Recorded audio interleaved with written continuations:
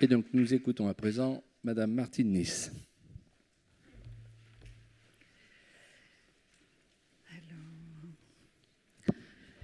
Bonjour et merci de m'avoir... Enfin, c'est un merci partagé puisque j'ai déjà fait cet exercice il y a quelques années.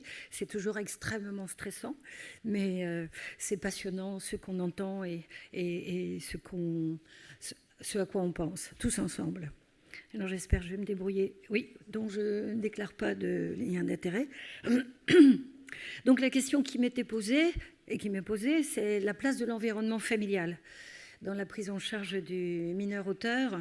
Et comme le centre des Buttes-Chaumont que j'ai participé à cofonder en 87 traite principalement de la question de l'inceste avec... Merci. Avec un soubassement théorique de l'approche systémique et de la psychanalyse, mais du côté de Ferenczi, et un intérêt très certain pour les aspects judiciaires de toutes ces questions, nous avons décidé de vous parler simplement des mineurs auteurs et des mineurs victimes auteurs. Alors, j'ai repris les statistiques que tout le monde connaît aujourd'hui et le fait que ça correspond tout à fait à cette patientèle que nous recevons de la France entière, puisque le centre est privé et pas sectorisé. Voilà, donc nous avons des orientations de famille. La plupart du temps, c'est l'aide sociale à l'enfance. Ensuite, en proportion, ce sont les juges des enfants. Quelquefois, on a des ordonnances de thérapie familiale. Moi, ça me laisse toujours un peu rêveuse parce qu'on ne peut pas contraindre une thérapie familiale. On a des parents de mineurs de moins de 13 ans qui demandent de l'aide et qui veulent consulter en général très rapidement. Et des parents qui ont le ciel qui leur tombe sur la tête avec la découverte d'enfants majeurs qui ont commis l'inceste dans la minorité. Aujourd'hui, de plus en plus de victimes d'inceste majeur, bien sûr, ayant subi l'inceste mineur, les révélations peuvent être très tardives, et quelques auteurs d'inceste majeur qui ont commis l'inceste évidemment mineur, qui veulent un travail de thérapie familiale, ou bien, c'est très tendance en ce moment, un travail de médiation familiale. La médiation familiale, je pourrais dire que c'est basé aussi sur un mélange dans la représentation de ces demandes avec la justice restaurative, dont le film de Jeanne Herry a popularisé fortement un certain nombre d'aspects. Mais c'est un peu une représentation de justice restaurative sans justice. Enfin, c'est très confus. Ce qui correspond aux familles incestueuses.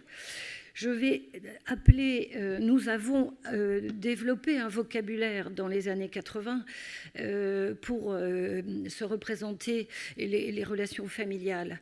Parce que pour nous, c'est vrai, en tant que systémicien, le symptôme porté par une personne dans une famille, c'est un symptôme qui met en évidence les dysfonctionnements de la famille entière. Donc oui, pour nous, l'inceste dans la fratrie, c'est un symptôme familial.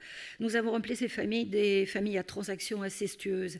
Vous avez la description de ce que c'est qu'une transaction.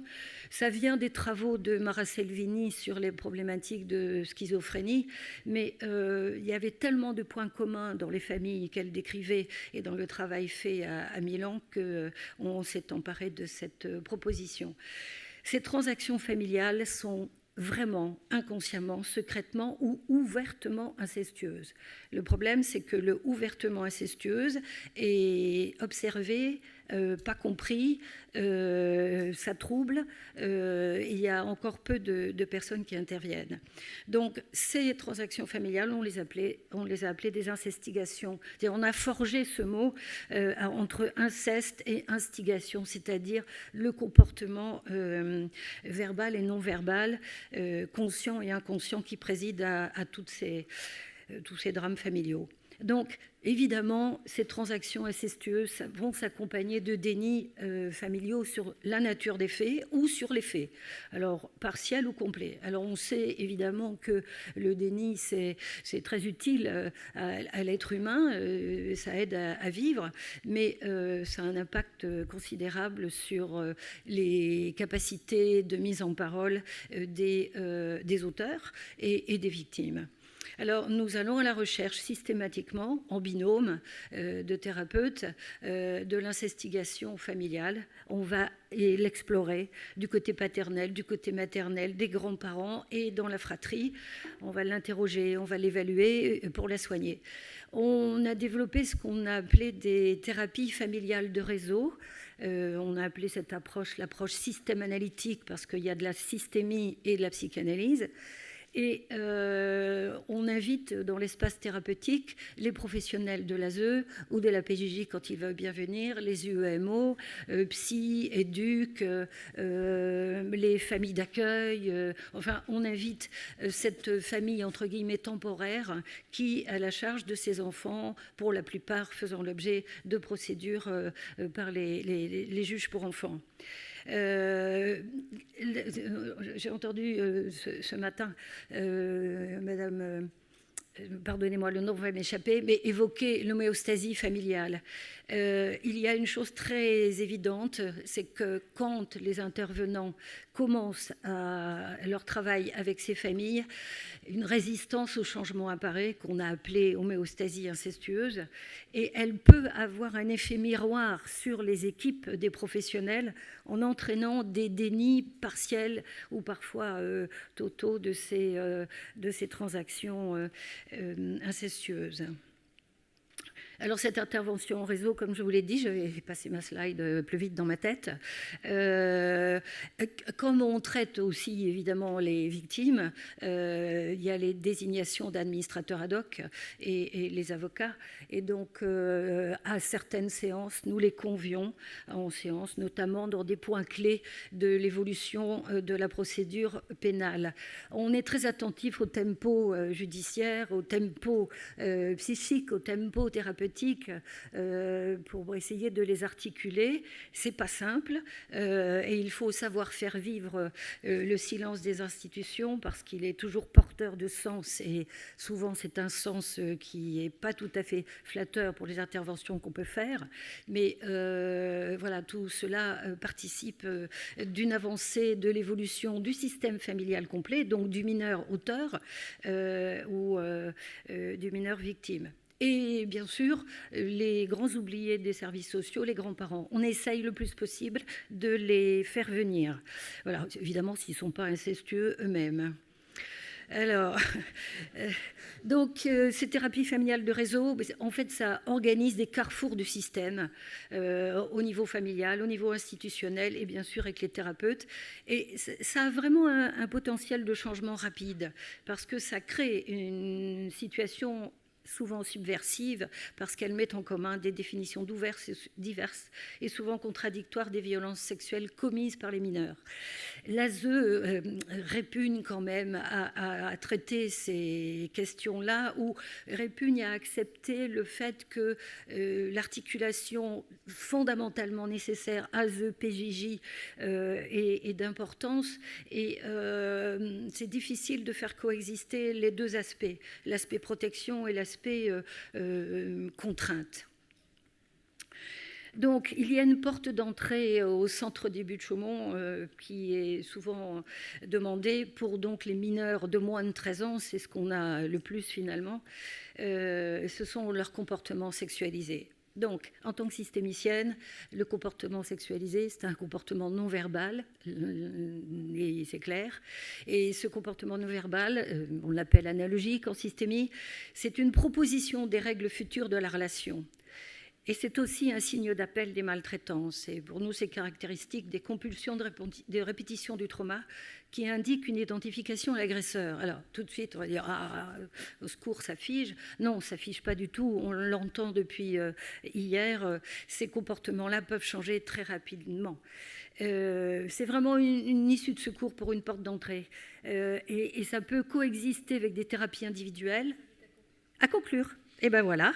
Donc l'action concertée, la réactivité, l'étude des dossiers, la mise en perspective de la chronologie des alertes de vulnérabilité, des réponses de protection aux alertes, des réponses pénales aux transgressions.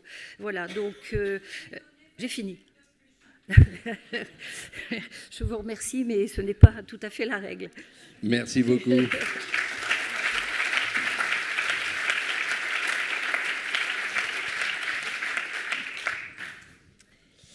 Merci beaucoup pour votre rapport et votre présentation. On avait une question. Vous parlez de la protection de l'enfance et du coup, est-ce que vous auriez des préconisations ou des propositions pour que, dans le cadre de la protection de l'enfance, il y ait une intervention plus rapide pour détecter ces enfants qui évoluent au sein d'environnements incestueux et incestuels? Vous avez remarqué, je n'ai pas utilisé incestuel. J'ai utilisé incestueux, mais je vous remercie pour votre question. En fait, c'est immédiatement le sens de la communication analogique, ces comportements que vous appelez CSP. Et il devrait être devenir une évidence, être dans les référents de formation, les référentiels de formation des intervenants sociaux, d'apprendre à considérer cela comme une aide, une demande d'aide pour que l'évolution de l'enfant reprenne un cours normal, décontaminé du sexuel, de l'érotisation des contacts et de tous ces non-dits. Et évidemment, les services de l'ASE connaissent très bien toutes les vulnérabilités de ces enfants, de leur famille, de leurs parents. Et donc, il suffirait de leur apprendre à considérer cela comme le fait que ces enfants toquent à la porte de la société en nous demandant si c'est ça la vie, c'est comme ça que ça se passe, ou bien si on ne répond pas, ça continue. Oui, bonjour madame, merci beaucoup. Une question un peu d'ordre un peu institutionnel, je m'en excuse. Vous avez été assez pionnière, semble-t-il, au centre des Buttes-Chaumont sur ces questions-là. Il y a 2 acteurs institutionnels aujourd'hui dont les sujets dont on parle sont très très éloignés aujourd'hui, mais je voulais avoir votre avis sur cette question-là, qui sont en contact avec les familles françaises et qui peuvent donc servir à la fois de relais pour faire de la sensibilisation éventuellement, voire peut-être de l'accompagnement, même si une fois encore, elles sont aujourd'hui très éloignées de nos problématiques. Mais c'est la CNAF d'un côté avec les CAF et c'est l'Union nationale des associations familiales, l'UNAF, qui a des UDAF, voilà, parce que quand vous êtes aux responsabilités sur les sujets enfance-famille et vous avez envie à un moment de diffuser une politique publique, par exemple, vous avez toujours la question du maillage territorial et de quels acteurs sur les territoires sur lesquels vous allez pouvoir vous appuyer pour diffuser une politique de prévention ou autre. Et ce sont 2 des acteurs, un opérateur public d'un côté, associatif de l'autre, qui ont ce maillage-là et qui sont en contact avec les familles, qui connaissent les familles, qui connaissent très très peu nos sujets, et je pense que ça les effraie probablement un petit peu. Mais voilà, mais est-ce que ça pourrait être, comme vous avez été pionnière et que nous, notre rapport doit aussi un peu se projeter vers l'avenir et sur peut-être des choses un peu innovantes, est-ce que ce sont 2 acteurs dont vous pourriez imaginer qu'ils puissent demain rentrer dans un dispositif de sensibilisation, repérage, accompagnement, et dans un maillage partenarial avec des associations, enfin avec des acteurs comme vous l'êtes vous-même? Merci infiniment, Monsieur Taquet, dont j'apprécie effectivement l'engagement depuis toutes ces années sur ces sujets. Alors, je dispense énormément de formations. Et par exemple, avec les villages SOS, où mes amis m'avaient déconseillé d'aller former en disant c'est un chaudron, ça boue, on met des enfants en fratrie dans des familles d'accueil, ils ne connaissent rien, s'il y a de l'inceste, c'est terrible. Je me suis dit c'est justement le moment d'y aller. Et donc j'ai dit, et on en a parlé hier et aujourd'hui, mais former l'ensemble, c'est-à-dire des directeurs au personnel les plus humbles de ces structures. Et je leur donne les mêmes informations. Et mon équipe donne les mêmes informations, les mêmes témoignages, et voilà, pour essayer de leur faire comprendre, et ça va assez rapidement, que ces comportements qui leur répugnent, c'est une évidence, c'est vraiment des appels à l'aide, et qu'on peut les stopper. C'est facile, ça fonctionne, il suffit de réhumaniser de façon... Écoutez, je n'ai pas payé madame.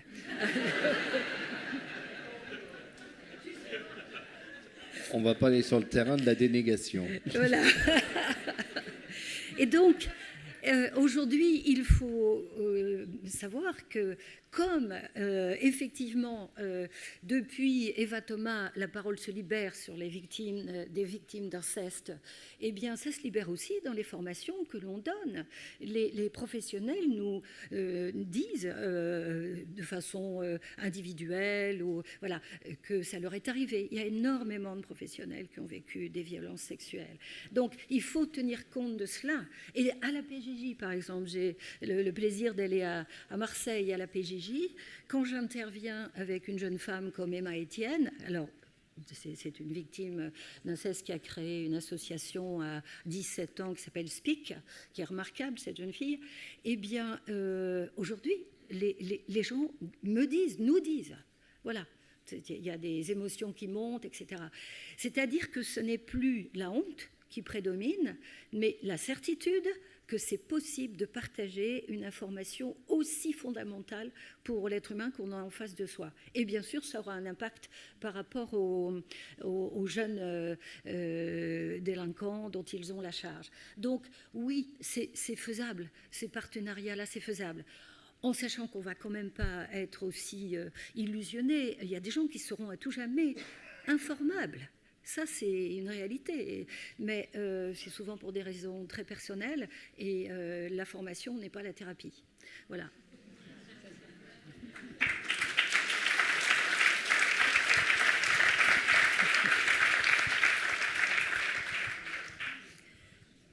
Alors, une question par ici. Oui, merci infiniment Martine pour ton témoignage, Samuel Lemaitre. Donc, deux questions pour toi. En fait, tout à l'heure, j'ai entendu qu'on a vu depuis 2 jours que en fait, ces mineurs sont exposés à de la diversité précoce, multiple. Monique a expliqué comment en fait, il peut y avoir une interférence de différents facteurs de vulnérabilisation sur l'émergence en fait des comportements sexualisés. Moi, ce que j'observe en fait, c'est un élément important et je voudrais avoir ton avis là-dessus, c'est que j'observe qu'il y a beaucoup d'enfants qui développent des formes de syndrome de Stockholm, c'est-à-dire qu'en fait, ils vont développer une forme de loyauté presque aliénée aux familles et qui entrave énormément le travail qu'on peut élaborer, les services de protection de l'enfance, les services de soins, etc. Et je pense qu'on n'a peut-être pas une vision de la manière dont notre propre lecture, à nous, est entravée par cette honte que tu évoques, ce sentiment d'impuissance, parce que ces enfants sont souvent silenciés et sont vraiment au service du silence des familles. Et peut-être qu'il y a quelque chose qu'on n'arrive pas à voir dans ce qui s'appellerait une forme de suradaptation, c'est-à-dire qu'en fait, on a des enfants et des familles qui semblent bien fonctionner, bien présenter, finalement, et puis la difficulté vient dans l'intimité, ce qui ne se voit pas. Et finalement, la question, c'est est-ce que tu arrives à développer une sémiologie de l'invisible et est-ce que tu observes en fait ces mécanismes? Et tout à l'heure, tu disais, les professionnels peuvent avoir des difficultés à voir. Je crois que simplement, les professionnels ont des difficultés à voir. Et c'est ça le point de départ qu'on devrait accueillir, c'est que nous avons une difficulté. Merci Samuel. La réponse en 1 minute. En 1 minute, même 30 secondes, ce n'est pas invisible, c'est montré. C'est non-verbal. C'est là, c'est partout.